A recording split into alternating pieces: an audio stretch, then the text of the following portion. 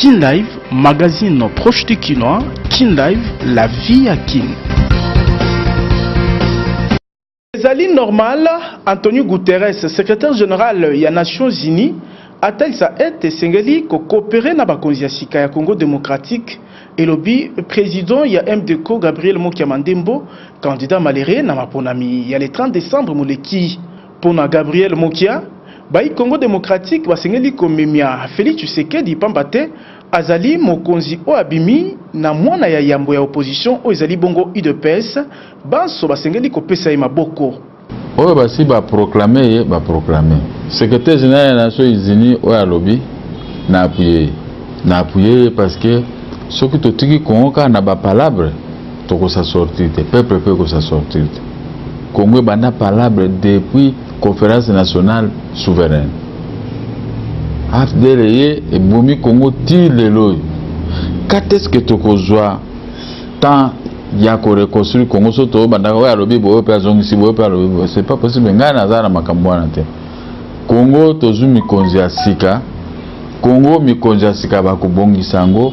Congo mwana nyo surtout à Congo a komona clair. Surtout que la fille est née de l'opposition motoazui aza miri tikabango basala. La muka lobby que Banderoming Bakolba que Félix Tshisekedi les simples figurants président Mokia. Figurant en sens ni simple figurant en sens ni.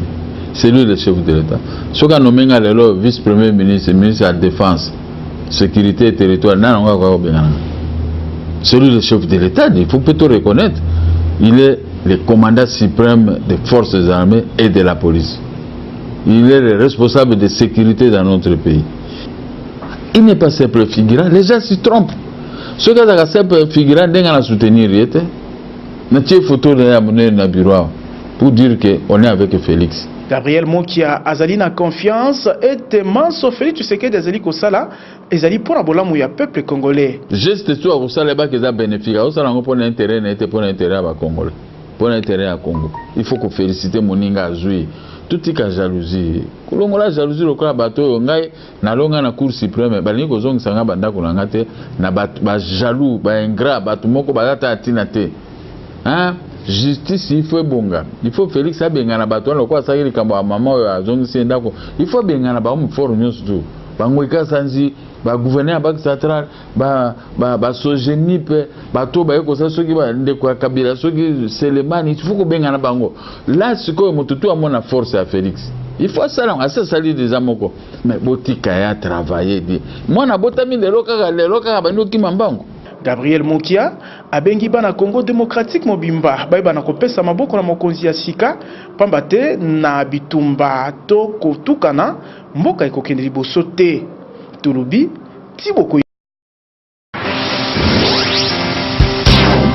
Kin Live, magazine proche du Kinois. Kin Live, la vie à Kin. Président Gabriel Mokia, Antonio Guterres a lobby été azozela bakonzi ya sika basala musalo ko pese sengo pe kimia na kati ya peuple congolais bien sûr na inclusivité kasi na ngambo ya lamuka Martin Fayulu lobby ke bazali ko boma démocratie soki secrétaire général des Nations Unies ko babongo eza lokola ba ko boma démocratie yo ozali moko ya bazali ko soutenir Félix Tshisekedi ata kozalaki candidat président de la République et moni selino ezali boni président Mokia et mon senanga ezabwe démocratie ko kufate ce que démocratie d'abord c'est kufa bandakala tozoke na oka tombeau ouvert mais oyo basi ba proclamer secrétaire général des Nations Unies o ya lobby na appuyer parce que ce que totiki Congo na ba palabre to ko sa sortir te peuple peut ko sa sortir te Congo bana palabre depuis conférence nationale souveraine. Afdeleye et Bomi Congo tire le loy. Quand est-ce que tu as tant yako reconstruire Congo soto bandako ya lobi boyo pe azongi boyo pe lobi c'est pas possible ngana nazana makambwana te. Congo tozumi konzi asika. Congo mikonzi asika ba kubongisa ngo. Congo mwana nyo surtout à Congo a komona clair. Surtout que la fille est née de l'opposition motoazui aza miri tikabango basala. La Mouka lobby que Banderoming Bakolba que Félix Tshisekedi les simples figurants président Moukia. Figurant dans sens ni simple figurant dans sens ni. C'est lui le chef de l'État. Ce qu'on nomme le vice-premier ministre, ministre de la Défense, Sécurité et Territoire,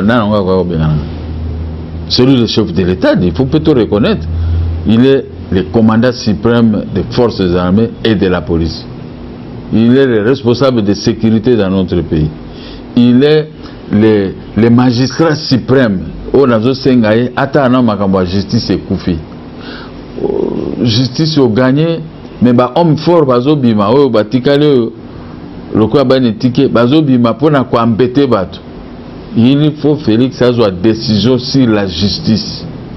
Bah gagner, perdre. Il n'est pas simple figurant. Les gens s'y trompent. Ceux qui sont simple figurant, ils vont soutenir. Notre photo de la bureau pour dire qu'on est avec Félix, sans intérêt. Mais je soutiens celui qui a payé Mbende à Bukonzi. Azui Mbende, mais pourquoi tu as la jalousie? Quand même, c'est l'un de nous, papa. Journaliste, il m'a dit que Kimi Mbango n'a pas IDPS. Le lozo IDPS a comme un pouvoir, n'a pas de qui n'a libéré la banobeta bango, attend à fréquenter bangote, attend à vendre cabo, mais n'a pas soutenu bango toujours.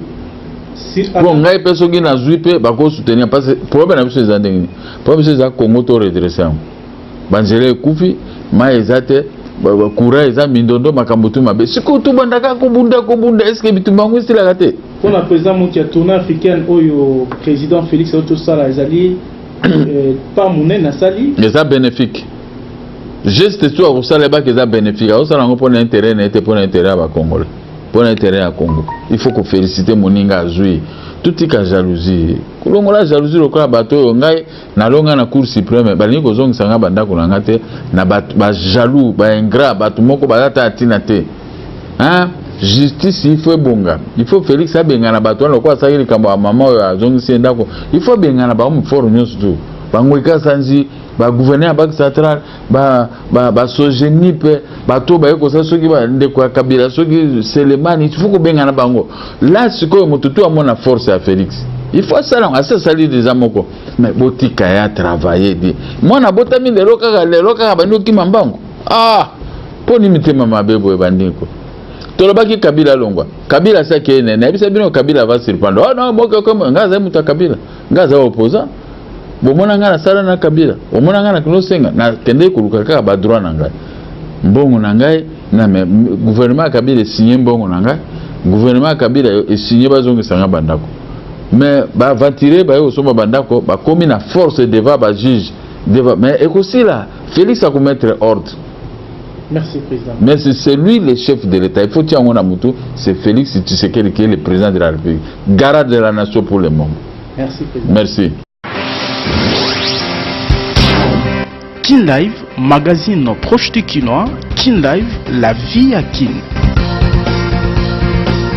Koyanola Kana micro ya RFI, secrétaire général des Nations Unies, Antonio Guterres, alobaki mercredi 6 février 2019 était azali kozela na bakonzi ya sika ya RDC mosala pona bolamu ya bana Congo démocratique o banyokwami mingi tozali kozela mosala oyo ezali pona bolamu ya peuple congolais oyo anyokwami mingi pe azali konyokwama botala mai mazali koleka na est ba groupe armé violence contre ba maman bana Ebola esengeli solo na gouvernement oyo ezali na makoki ya kosangisa Congo mobimba pe kotia ba condition o ekoki po ete Congo elonga mikakatano ya politiki, économique, sociale pour na stabilité o ekopesa biano na ba problème ya mboka elobaki Antonio Guterres. Attaque polémique ya bosolo ya maponami le 30 décembre moleki mokonzi ya ONU atalisi ete ngonga oyo ebongi ko coopérer na RDC pe ba konzi ya sika pona kosunga mboka ebima na kokoso. Tolobi Tiboko Yoka.